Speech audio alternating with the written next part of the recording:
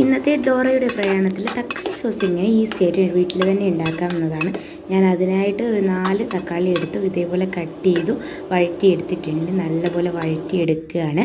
വഴറ്റിയെടുത്ത് ഒരു ചെറിയ ബൗളിലോട്ടാക്കി ഈ പരുവത്തിനാക്കി, എന്നിട്ട് നമ്മൾ അരപ്പയിലിട്ട് നല്ലപോലെ അരച്ചെടുക്കാം. ഞാൻ അരപ്പയിലിട്ട്, നിങ്ങൾക്ക് മിക്സിയിൽ അടിച്ചെടുക്കാം. മിക്സിയൊക്കെ ഇപ്പം കണ്ടുപിടിച്ചിട്ടില്ലേ, നമ്മൾ അരപ്പയിലാണല്ലോ പണ്ട് പോലെ യൂസ് ചെയ്യാൻ തുടങ്ങിയത്, അരകല്ല്. അപ്പം ഈ ഒരു പരുവമായിട്ടുണ്ട്, അരച്ച് ഈ ഒരു പരുവത്തിൽ വന്നിട്ടുണ്ട്. അതേ പാനിൽ തന്നെ നമ്മൾ അതൊന്നും കൂടി ചൂടാക്കാനായിട്ട് ഒഴിച്ചിട്ടുണ്ട്. ചൂടാക്കിയെടുക്കാനായിട്ട് അതിൽ കുറച്ച് ഒരു ടേബിൾ സ്പൂൺ പഞ്ചസാര ഇട്ടു. അത് നല്ല രീതിയിൽ മിക്സ് ആക്കിയതിന് ശേഷം നമ്മളിതേ 1 ടേബിൾ സ്പൂൺ, ഒന്നില്ല ഒരു 3/4 ടേബിൾ സ്പൂൺ നമ്മൾ മുളക് പൊടി, കുറച്ച് ആവശ്യത്തിന് ഉപ്പ് ഇട്ട് നല്ലപോലെ ഇളക്കി എടുക്കുകയാണ്. ആ ഒരു കുറുകി വരാൻ വേണ്ടി, ഈ പരുവമായി വരാൻ വേണ്ടി വന്നു.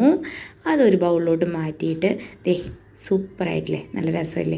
മിക്സിയിൽ അടിച്ചെടുക്കുമ്പോൾ കുറച്ചും കൂടി നല്ല വെണ്ണ പോലെ അരയും. ഇത് അരപ്പില്ലായതുകൊണ്ടാണ് കേട്ടോ. എന്നിട്ട് അരയില്ലാത്തവർക്കും ഇത് ഉണ്ടാക്കണമല്ലോ, മിക്സി ഇല്ലാത്തവർക്ക് ഇതൊക്കെ ഉണ്ടാക്കണമല്ലോ. ഞാൻ ടേസ്റ്റ് ചെയ്ത് നോക്കുകയാണ്.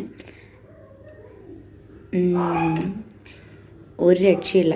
നമ്മൾ ഇപ്പോൾ കടയിൽ നിന്നൊക്കെ വാങ്ങിക്കുന്ന അതേ ടേസ്റ്റ് ഉണ്ട്. ഇതിൽ നമുക്ക് വിനാഗിരി കൂടെ ചേർക്കാം. എന്തായാലും ഡോറയുടെ പ്രയാണത്തിൽ ഡോറയെ കാണിച്ചില്ല എന്ന് പറയണ്ട.